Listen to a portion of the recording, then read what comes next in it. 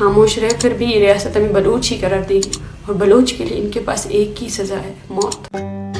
रूत दुरा बातें कोले चारों को गुजदारों कार कुजाए वशो सलामत बातें अंचुक मसरपदे के वस्तगे लत्ती सारी ज़ियारत यक नवशी वेली बुतगा अमीदर गता doctor Mahrang Baloch social media यक कसानी वीडियो क्लिप शेंकुतग के नू बलूच अच्छी आई वानगे अक अम पच गिरक बुगाइंद बायदें हर तबका इनान सफ़ी के लापा आवाज़ चिस बिगनते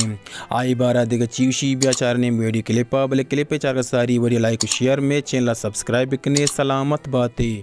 कि अगर बलूच को पढ़ने का भी हक नहीं तो बलूच को करना क्या चाहिए। वाहिद तरीका यही है